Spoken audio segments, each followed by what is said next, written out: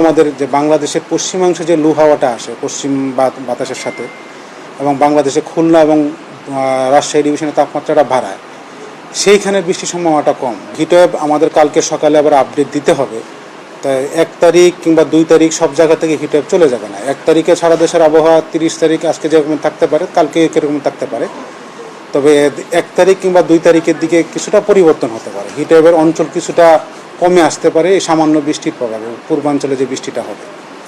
তা আমরা কালকে সকালে মিটিং করে ডিসিশন নিব যে আসলে কোন কোন ডিভিশন কিংবা কোন কোন এলাকার জন্য আবার হিট অ্যালার্ট জারি করা যায় কিনা, সেটা কালকে 9:30 আমরা হয়তো জানাই দেবো আপনাদের। আর একটা কথা, যেহেতু তাপমাত্রা আমাদের অনেকটা সহনশীল পর্যায়ে আসে নাই, 4-5 তারিখ কিংবা 4 তারিখের কাছাকাছি যে ভালো মানের একটা বৃষ্টি আমরা ধারণা করছি, সেটা যদি কালবৈশাখী সিস্টেম থেকে হয় তাহলে সারা দেশের তাপমাত্রা অনেকটা সহনশীল পর্যায়ে চলে আসতে পারে এবং দেশের বেশিরভাগ স্থান থেকে হয়তো বা তাপপ্রবাহ চলে যেতে পারে এবং 5 তারিখ 6 তারিখ সেই বৃষ্টির ধারাটা মোটামুটি অব্যাহত থাকে। এবং আমরা ধারণা করি কিংবা আমরা নিশ্চিতভাবে বলতে পারি যে কালবৈশাখী সিস্টেম থেকে যে বৃষ্টিটা হয় সেটা কিন্তু ক্ষণিক সময়ের জন্য, অনেক সময় নিয়ে বৃষ্টিটা হয় না। তবে ক্ষণিক সময় নিয়ে বৃষ্টিটা হলেও সেটা কিন্তু অনেকটা স্বস্তিদায়ক। তাপমাত্রা অনেকাংশে আমাদের 1 থেকে 10 ডিগ্রি কমে আসতে পারে। আর 4 তারিখ থেকে আমাদের যদি আমরা বলছি যে বৃষ্টির যে পরিমাণ এবং বৃষ্টির যে অঞ্চল বা ব্যাপ্তি বা বিস্তৃতি অনেকটা লাভ করতে পারে এবং 5 তারিখ 6 তারিখ মোটামুটি অব্যাহত থাকতে পারে। 7 তারিখ 8 তারিখও সামান্য বৃষ্টির সম্ভাবনা আছে সারা দেশে।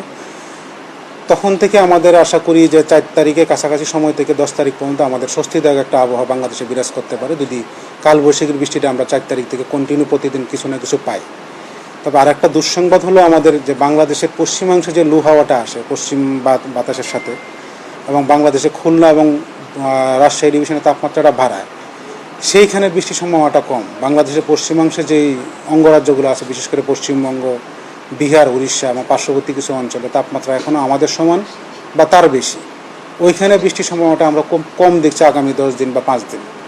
তো ওইখানে যদি ভালো মানের একটা বৃষ্টি হয়, সেটার প্রভাবটা খুব বেশি আমাদের তাড়াতাড়ি আমাদের দেশে পড়ে এবং আমাদের দেশের সাথে যদি বৃষ্টিটা থাকে। কিন্তু ওইখানে যদি বৃষ্টিটা না থাকে তাহলে একটা উপায় তাপমাত্রা কমানোর, সেটা হলো বাংলাদেশের উপরে যে উত্তর পশ্চিম বা যে কোনো জায়গা থেকে সিস্টেম আসুক না কেন, কন্টিনিউ প্রতিদিন একটা না একটা বৃষ্টি দিতে হবে, তখন তাপমাত্রাটা তো সহনশীল পর্যায়ে থাকবে। কিন্তু যদি বৃষ্টি বন্ধ হয়ে যায়, বাংলাদেশের পশ্চিমাংশে বৃষ্টির সম্ভাবনাটা কম, সেই ক্ষেত্রে আমরা ধারণা করতে পারি যে তাপমাত্রা হয়তো খুব তাড়াতাড়ি বেড়ে যেতে পারে। তবে আমরা মডেল পূর্বাভাস থেকে যেটা দেখতে পাচ্ছি যে প্রতিদিনই বাংলাদেশের উপরে হয়তো বা সামান্য কালবৈশাখী ঝড় আকারে বৃষ্টির সম্ভাবনাটা বেশি, সেটা 3 বা 4 তারিখ থেকে। তো ধারণা করা যায় যে হয়তো বা তাপপ্রবাহটা আমাদের যেসব অঞ্চলে এখনও বিরাজমান আছে ধীরে ধীরে কিছু অঞ্চল থেকে হয়তো বা কমে আসতে পারে এবং 3 বা 4 তারিখ থেকে আমাদের সারা দেশে হয়তো বা তাপপ্রবাহটা উঠে যেতে পারে। তাই 10 তারিখ পর্যন্ত আমরা ধারণা করছি যে একটা স্বস্তিদায়ক